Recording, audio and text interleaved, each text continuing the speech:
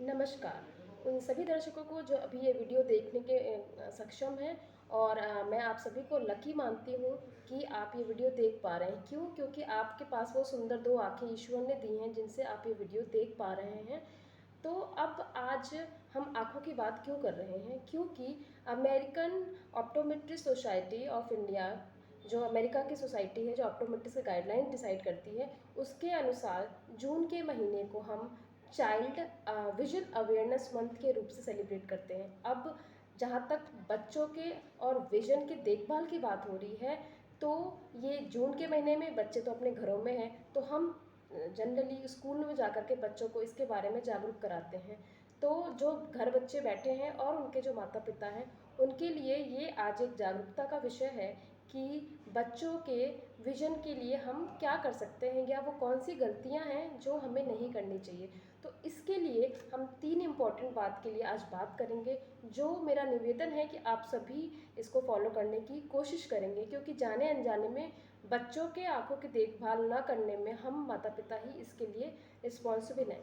तो सबसे पहले अगर हम शुरुआत करते हैं तो शुरू से शुरुआत करते हैं कि बच्चा जब एक माँ के गर्भ में होता है, तो माँ का खान पान ही उस बच्चे के रोशनी के लिए बहुत हद तक जिम्मेदार है। इसलिए ज़्यादातर उन महिलाओं को मैं ये अपनी सलाह देना चाहती हूँ कि स्मोकिंग वगैरह जो हम जानते हैं कि वैसे भी गर्भावस्था में नहीं करनी चाहिए, क्योंकि उससे बच्चे के आँखों के विकास में 5 गुना ज़्यादा प्रभाव पड़ता है और उससे मेनिंजाइटिस होने का खतरा होता है, जिससे सीधे सीधे आँखों पर दुष्प्रभाव पड़ता है। इसीलिए गर्भावस्था का ध्यान रखना आपकी जिम्मेदारी है। उसके बाद बच्चे के जन्म के दौरान जब विदिन 1 ईयर जो बच्चा रहता है, तो मंथ वाइज उसकी भी आँखों का डेवलपमेंट होता है। ईच पर्टिकुलर मंथ में एक पर्टिकुलर चीज़ों का डेवलपमेंट होता है। जैसे कभी वो फोकस डेप्थ इन परसेप्शन करता है, कभी उसकी फोकसिंग पावर बढ़ती है, इन डेप्थ परसेप्शन करता है। तो दुखवत अब हर बच्चे के हाथ में मोबाइल है, तो वो दे करके आप बच्चों की आंखों का जो संपूर्ण विकास होना चाहिए उसमें कहीं ना कहीं बाधा डाल रहे हैं। इसलिए आप सभी से नम्र निवेदन है कि बच्चों को मोबाइल से दूर रखें। आप सब जानते ही हैं ये बात फिलहाल।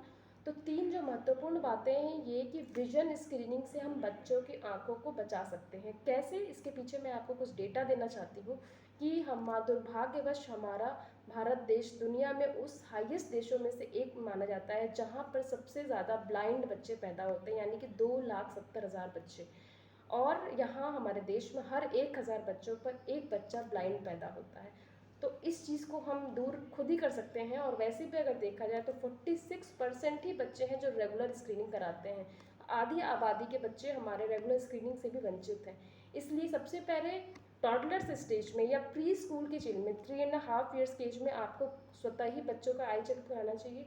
फिर जब वो प्री स्कूल में रहता है उस वक्त, इसीलिए हम एक्टिव रूप से स्कूलों में विजन स्क्रीनिंग करते हैं, इसी पर्पज से कि बच्चों को स्क्रीन किया जा सके और समय रहते पकड़ा जा सके बीमारी को। उसके बाद regular at least 1 in a year हम विजन स्क्रीन कराते हैं। और इस समय मोबाइल और बहुत सारी चीज़ें हैं जिसकी वजह से आंखों पर और दुष्प्रभाव पड़ रहा है। तो इन 3 स्टेजेस में आंखों का जांच कराना हम सबकी नैतिक जिम्मेदारी बनती है, ताकि हमारे बच्चे सुखी रहें और स्वस्थ रहें। इन सब के लिए ओवरऑल आंखों की हेल्थ किस पर डिपेंड करती है? तो ओवरऑल आंखों की हेल्थ भी शरीर की हेल्थ पर ही डिपेंड करती है। इसके बारे में हम आगे और जागरूकता लाते रहेंगे। तब तक के लिए नमस्कार। This is doctor Pratibha Upadhyay here from Sudhanshu Anand ENT hospital.